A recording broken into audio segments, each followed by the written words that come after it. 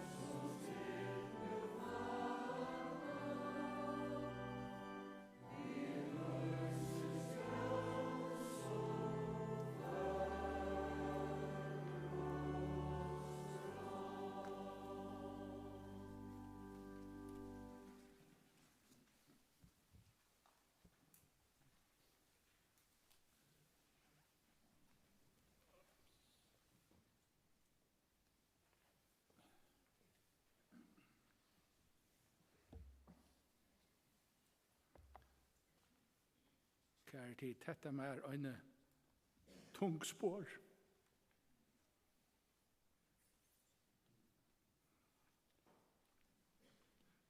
At det helst jo bare ikke var den første som var. Men var Herre teker ångade feil. Og ei meg to og kjenter tøyner og ommodøter og svokrar og sværenter, gau og frelsare. Vi ber deg om at Herre må varvøyda dekken og nøye hansara og i karlagan at tid må bære hess her tung og sorg.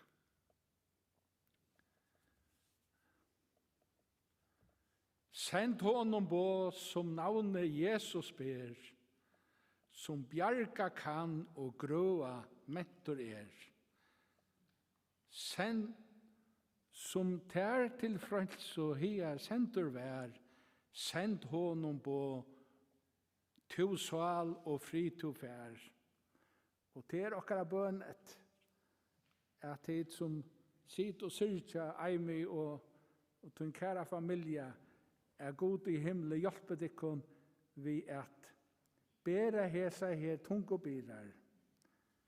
Mer bojar en stavor i erva, som Jesus til brorena vann. Hans stortløyke kan ikke metast, tog minst til at God bygde han, og til hesen underfulle stavor, og i helgebolke kom nå i. Han var en unge dronker, ta i han tog mot Jesus. Og her som han nå, her er ønsken sjuka, og ønsken nei, og ønsken elendighet. Så vi kunne bare gledast om det. Mer bojar en stavor i erva, som Jesus til brorena vann. Hans stortløyke kan ikke metast, tog minst til at det god bygde han. Vi leser en stedning om Lazarus og Marie og Martha. Det stender at Jesus var gaur vid familierna Lazarus og Marie og Martha. Og Lazarus ble sjukur, og systrarna sendte båt til Jesus og sa til han og du elskar, han er sjukur. Men Jesus lät sig boja, og han var her i trutja dagar at han og ta i han så fjord i huset tja Lazarus og Marie og Martha. Ta var Lazarus deir og begriven.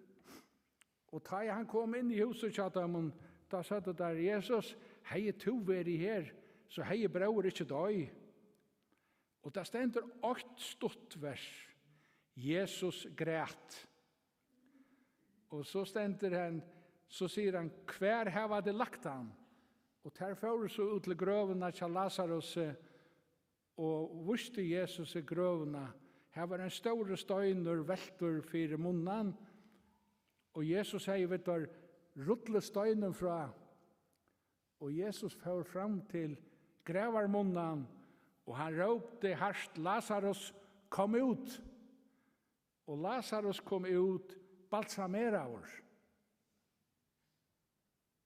Og Jesus sier vi tar som var her, løs igjen, for jeg balsameringen av honom. Og det er underfullt at vi øye en herre og frelsere som kjenner oss vel og vilja. Hvert kan som navnet Jesus ukka et bira brøst. Hvert kan som ta i sorgen gjøre at latt og ljøst. Vækors ta navnet ljauar, fyrir tog frelst og sval, hetta navn høgta gjera okkara haksta mal. Så Eimi og til døtrenar og sviarsiner og sviar, jeg måtte god valg signa dekkun og hjelp dekkun, at både hese her sorgena som at kommer tjøknunda vi Guds hjelp. Signa løtna framvis i Jesu navn.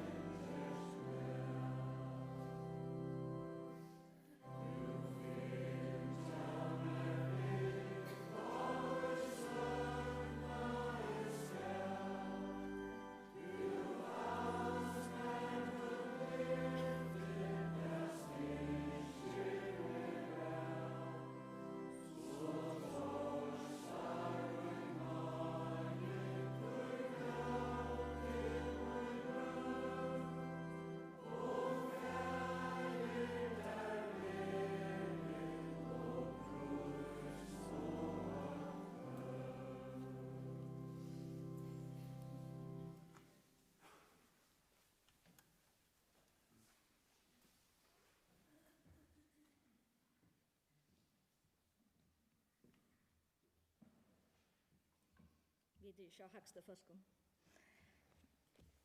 Jeg heter Hertes, og er den midteste døtteren til Helga. Jeg vil gjerne si noen ord til pappa min. Dette får jeg være helt stort. Jeg er ikke så sikker på hvordan jeg klarer å si fremover til dem, og det ikke langer skilja med. Og dels tror jeg at jeg omgatt jeg har haft særlig lagt ved å få en ord nere på papir. Men om min skolegang til å lære meg næka, så det månande lettere å skrive om og på ord som noen andre har funnet. Og jeg har tog valgt at låna noen ord til å skrive så helsannet til pappa.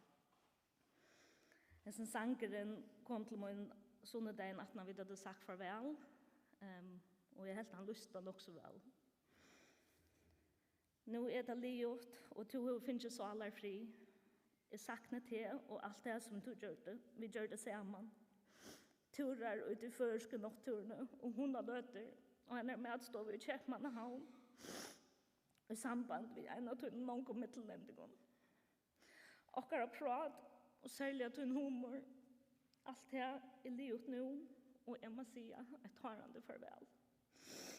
Men pappa, du først alltid å være her.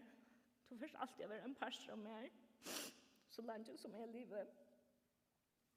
Og teljende vøker minner som jeg vil gøyme djupt inn i hjertet og til meg. Takk for alt du har vært for dere, pappa.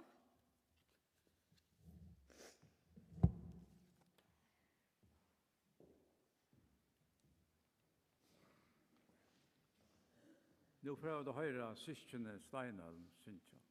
Gjør så vel.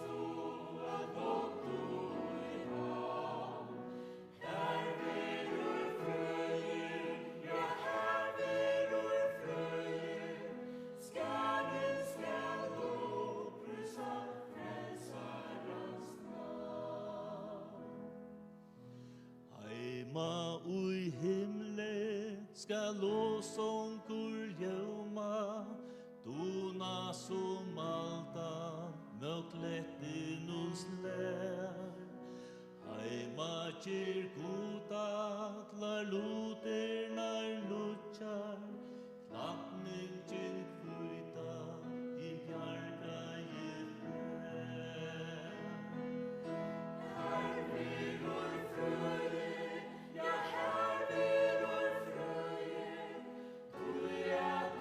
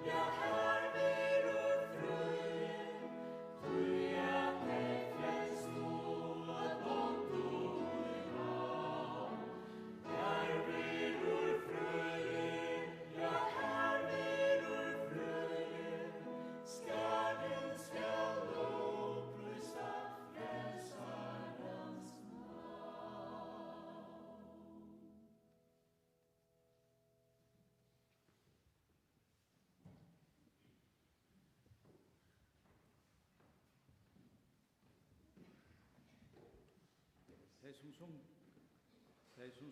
de var søsnabaden kjærlig. Hvis jeg ikke ivar er.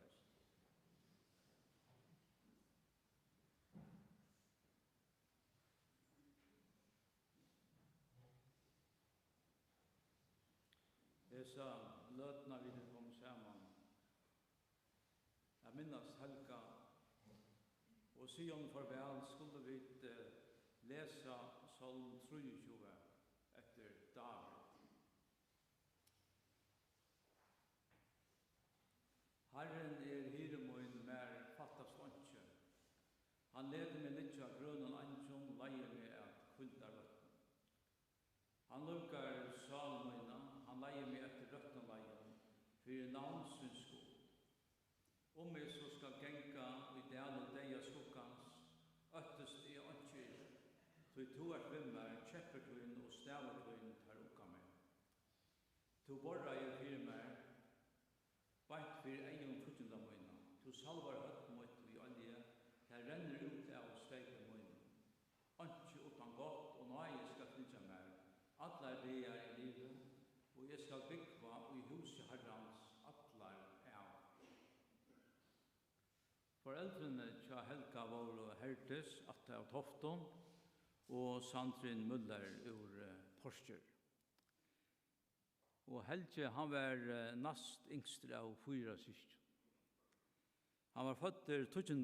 desember 1955. Så slatt var han 70 år nå, og han flyttet hjem til Herren. Og han åtte syskene Kara, Leivor, så kom Helge, og Ann-Marie.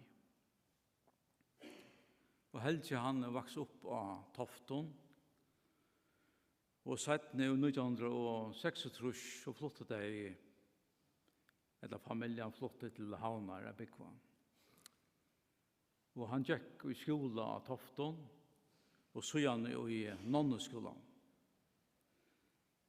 Han gikk eisen i sundagsskolen i Nepo av Tofton, og her i Ebenezer, og så var han eisen i Badnaleven i Sarepta.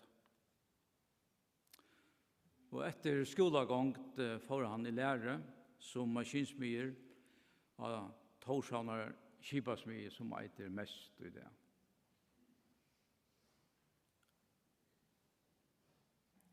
Så han tar han var livet av lære, så får han at lese til maskinmeister. Aimi og Helge, de giftest i 1904, og de bosettest av Heksvennen i Havn. Og Helge og Aimi eier dødrane Helene, Hertes og Johan. Og Helge 8 appapad. Helge han silte stora part av løyvenen som maskinmester. Men da han ble pape, valgte han i noen år at arbeide av landet for å være hjemme til konene og være ombøttene. Og i 92, da jeg kreppa han var i førjon, får han atter ut at sykla. Men spørningen hvordan var Helge? Aimi, bøttene og de nærmeste lustene så vel, da jeg vidtja til manamorgenen i heimetarra og Heksvennen. De søtte, Helge han var rolig og bløyer og humoristisk. Og han stor karlaga til familien. Døtrene søtte, pappa han var så karlagsfotler, og så var han så familiekær. Og han var en sånn badnaviner. Og så var han en gavemelder, og stortligere. Og så har han et her tofta humor. Det som særlig humor. Og han leier ikke nekk ut til materiella. Han gjør ikke nekk bort ur seg selv. Men han har stor alsk til naturen. Og var hei en særlig tøtning for ham. Han glettes ta smålampene kom og ta fuglaner byrja og at reirast og løyvi atter vakna i naturen. Hon domte sera vel å være ute i naturen og at deile hesa løtnar saman vi familjen. Og han lærte av sin døtrarna å fiska og at leite etter fuglareiron vare og at kjenna vona at heim imsku ekkunum. Leivor sier at han myntist at Helge, han elskaði ta i tar saman vi foreldren hon ofta sunnedegar var utflukt fram vi Toftavatn. Eimi og gentlar søtte at han kunde oppa lengan avstand sia hver til dømes et kjaldersreier var. Og han visste ordentlig nekv om fuglar og om fuglaløy. Og Eimi sier at i morgen Gregarsmessa. Det var nekka Helge gleddestiver. Nå narskaist vare og fuglaløy. Nå kunde de atter færa turar ut i natturen. Helge ble sjuker i 2021 og vikna i så lojan. Han fikk stavfest demens i 23, og han fikk plåss av Vatlaløy i januar i år. Vi låser Salm 23, der byrjar vi. Hentan salmen låser til nærmast fyrir helga sjukkerhus noen stutt åren han antais. Hesen salmeren vil ofta nevnter hira salmeren, så han viser okkon av Herran som hira okkar. Han som hever omsorgan fyrir okkon og leier okkon allan vei. Det merker at det ber til til okkon menneskjon at okna okkon etta. At få av et loiv, av en tryggleika og et lyfti om et loiv etter etta. At oppleva Herran personlig. Det merker at vi eisne kunne sia at Herren hir i okkara og at okkon tørvar ikkje anna. Herren alt okkon tørvar. Han ikkje bare hin gå i hiren, men han eisne hire moin. Og Jesus sier om seg sjálvan i Johannes 14 at veveren sannleiken og løyve, ongen kjem til feiren og ta med mer. Det vi trygg og anlitt av han Jesus, at vi avja trygg og kunne kvila. Det ikkje tog vi så god, eller tog vi bedre enn okkur annar. Ongen av okkon nå god til å komme i himmelen. Det var akkurat tog at Jesus kom og tog akkurat synd av seg. Så vi ikke selv skulle bære akkurat synd. Tog kan han gjøre okkon visse om en avleika saman vi ser at han har hetta liv. Nå Helge var færen, hukte de i Bibelen av Helga. Da funnet de et sangblad fra en elev av Sarepta, og her har Helge skriva 2 vers, som stand i Rombrau, 3:23 og kapittel 6, 3:20. Og hva stendte så her? Jo, her stendte at øll hava synda og taimon fattast dårgods. Tog lønnen og synden djever deie, men nøye gav gods evet lov i Kristi Jesus, Herra okkar. Og hetta just det som det snur seg om.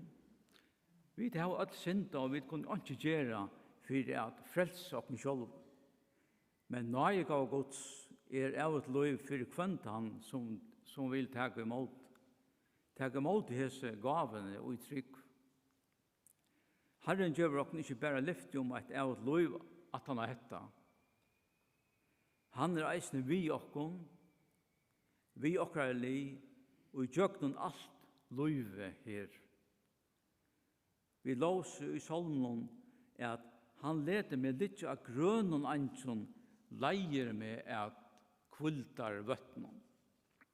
Henda mynden av grønnen ansjon og kvildar vøtnen, som helger dom til så vel at vitja, hun viser at her gode og ljøse løtenar i løyvenom. Her Herren vi okkara li. Men i teimen døpre og tunge løtenom Herren eisne vi og okkom nær. Ta vi må fære eina lei som vi ikke hadde yngste fære. Ta stender det at kjepper og staver hansara okka okkom da. Ja, sjålt av myrkre tattast han her.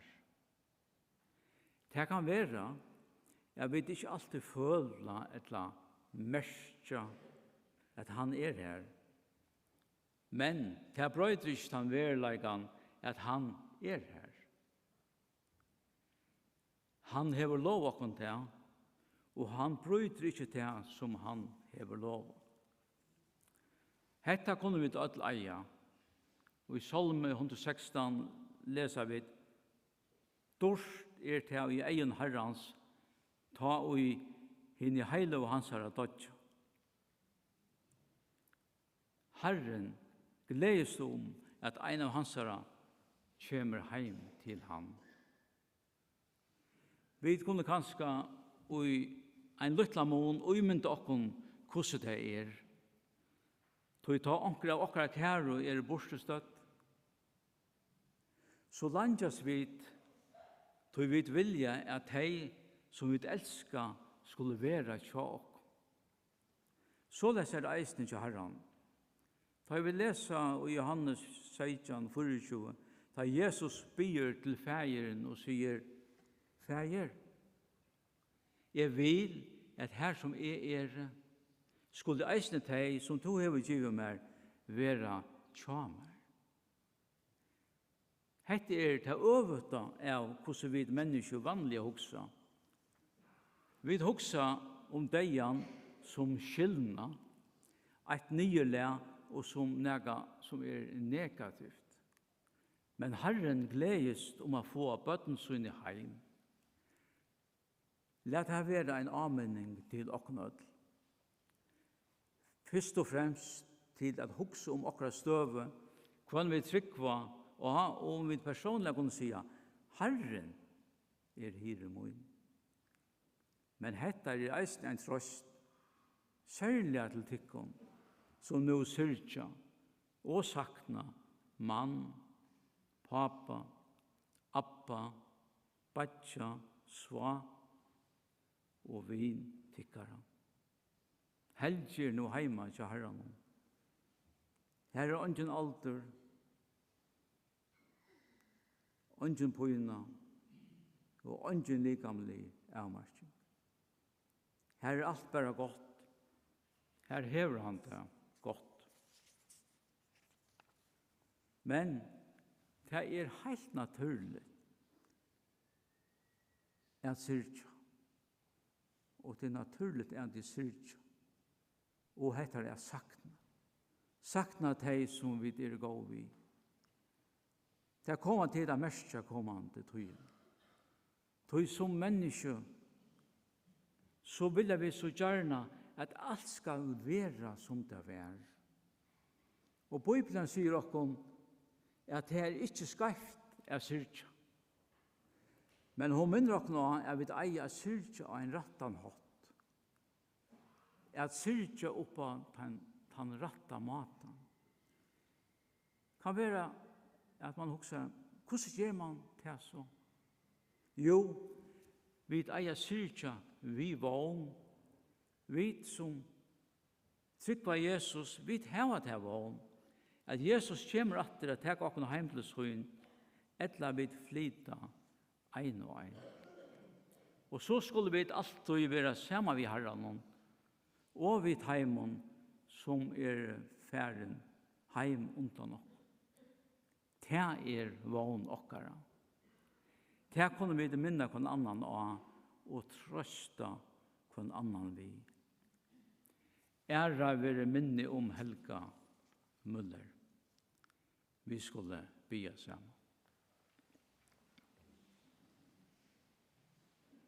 Fægir, takk for at vi i Jesu navnet kunne bia om tøyna trøst og tøyna hjelp i det. Takk for det som helge vær for syne, som over pape, verpape, abbe, badje, arbeidsfellag og viner. Fægir, takk for at helge troe av Jesus.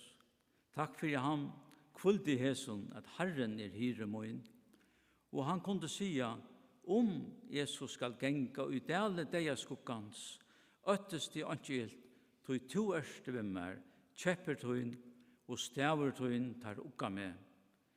Takk for at du erst vi okkom, atlan vegin, og i tjøknum løyve, og i tjøknum deian, og heim i himmelen. Helge visste at Jesus var færen i heim i himmelen, at gjer honom ein sted til reier. Takk for at hesa visse og henda tryggleika kunne vi alt få via trygg Jesus og det som du har gjort for okkom.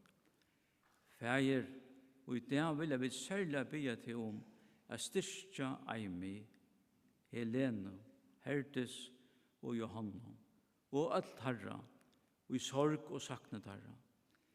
Læt deg mestja at du tjat heimon, bæg og i det, og i døvnen som koma.